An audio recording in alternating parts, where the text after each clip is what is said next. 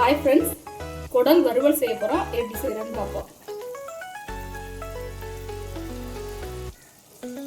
குடல் வந்து சுத்தம் பண்ணி நல்லா கழுவிட்டு மஞ்சள் பொடி உப்பு போட்டு கழுவிட்டு எடுத்து வச்சுருக்கேன். இப்போ எப்படி செய்கிறேன்னு பார்ப்போம்.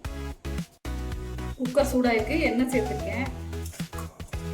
அதில் வந்து கொஞ்சம் பட்டை, 2 கிராம்பு, 1 ஏலக்காய் சேர்த்துக்கிறேன்.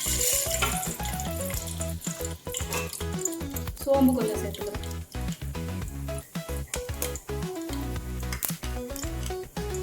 சின்ன வெங்காயம் ஒரு 20 சின்ன வெங்காயம் பொடியாக நறுக்கி வச்சிருக்கேன், அதை சேர்த்துக்கிறேன்.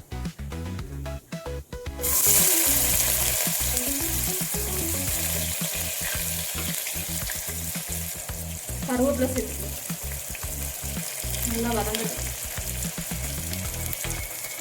வெங்காயம் வதங்கிடுச்சு. இஞ்சி பூண்டு பேஸ்ட்டு 1 ஸ்பூன் போட்டுக்கிறேன். பச்சை ஸ்மெல் போகிற வரை வதக்கி விட்டுக்குவோம். தக்காளி நறுக்கி வச்சிருக்கேன் பொடியாக, அதை சேர்த்துக்கிறேன். நல்லா மசிகிற வரை வதங்கட்டும். தக்காளி நல்லா வதங்கிடுச்சு. தனி மிளகாய் பொடி 1 ஸ்பூன் சேர்த்துக்கிறேன். மல்லிப்பொடி 1/2 ஸ்பூன் சேர்த்துக்கிறேன். பச்சை ஸ்மெல் போகிற வரை நல்லா வதக்கி விட்டுக்குவோம். பொடியோட பச்சை ஸ்மெல் போயிடுச்சு. குடலை எடுத்து இதில் போட்டுக்குவோம்.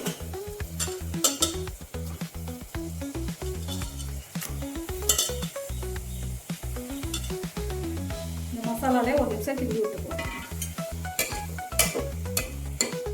அந்த பச்சை ஸ்மெல்லாம் போகும், குடலோட கவுச்சி ஸ்மெல்லாம் போகும். உப்பு தேவையான அளவு சேர்த்துக்குவோம். தண்ணி தேவையான அளவு ஊற்றி ஒரு 7-8 விசில் வச்சுக்குவோம். நல்லா கிண்டி விட்டுருவோம்.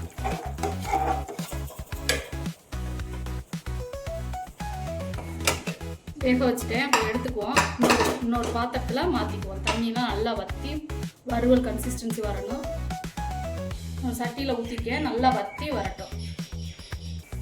இந்தளவுக்கு தண்ணியெலாம் வற்றி வந்துருச்சு. வறுவல் அளவுக்கு பதத்துக்கு இப்போ 1 ஸ்பூன் பெப்பர் பொடி போட்டுக்கிறேன். இதை கொஞ்சம் நேரம் கிண்டி விட்டுக்குவோம். இந்த மாதிரி கடைசியாக பெப்பர் பொடி போட்டோம்னா நல்லா டேஸ்ட் நல்லாயிருக்கும், ஸ்மெல்லும் வராது. பெப்பரோட ஸ்மெல் சாப்பிடும்போது நல்லாயிருக்கும். ஒரு 2 நிமிஷம் அப்படி வச்சுட்டு எண்ணெய் பிரிஞ்சு வரும்போது அடுப்பு ஆஃப் பண்ணிக்கலாம். குடல் வறுவல் ரெடி ஆயிடுச்சு. இதே மாதிரி நீங்களும் இதே அளவுகளோட செஞ்சு பாருங்கள். டேஸ்ட் ரொம்ப நல்லாயிருக்கும். இந்த வீடியோ பிடிச்சா லைக், சப்ஸ்கிரைப் பண்ணுங்கள்.